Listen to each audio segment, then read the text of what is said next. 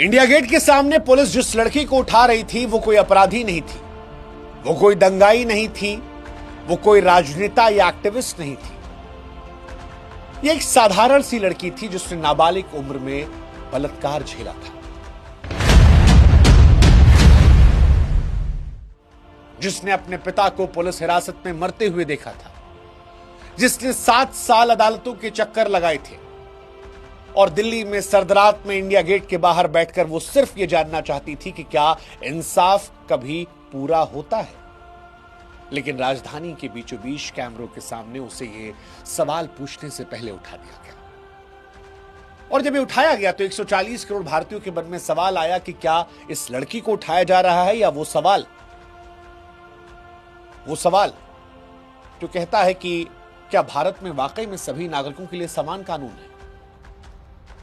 ये लड़की नारा नहीं लगा रही थी, ये लड़की हिंसा नहीं कर रही थी, इसके हाथ में कोई पत्थर नहीं था, बस एक तख्ती थी इंसाफ की मांग को लेकर। इस लड़की के साथ उसकी मां थी जिसने अपनी बेटी का बलात्कार देखा था, अपने पति की मौत को देखा था।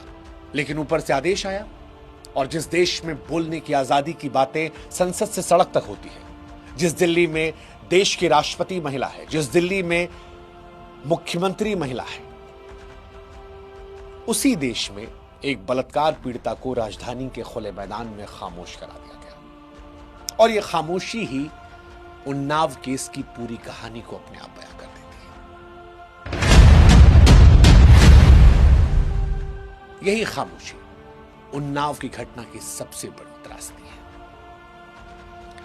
क्योंकि उन्नाव में जो कुछ अपराध हुआ था, अगर वो अपराध किसी मजदूर ने किया होता, किसी रिक्शे वाले ने किया होता, किसी खेत में काम करने वाले गुमनाम आदमी ने किया होता, तो शायद उन्नाव की कहानी यहां तक पहुंचती ही नहीं। शायद जिस दिन यह घटना हुई थी उसी दिन गिरफ्तारी हो जाती, उसी दिन शायद अपराधी को पकड़ के मीडिया के सामने लाकर वाहवाही बटोर दी जाती, शायद उसी दिन इस अपराधी के घर पर बुलडोजर चल जाता, शायद कहीं गाड़ी पलट जाती, या फिर शायद वो होता जो अतीक अशरफ के मामले में देश ने देखा।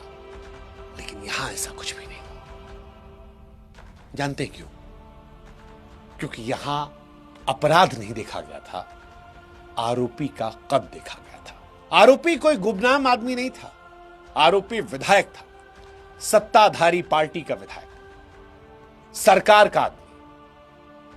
इसलिए कानून ने इंतजार किया, पुलिस ने हिसाब लगाया और सिस्टम ने तय किया कि इंसाफ कब और कितनी देर से दिया।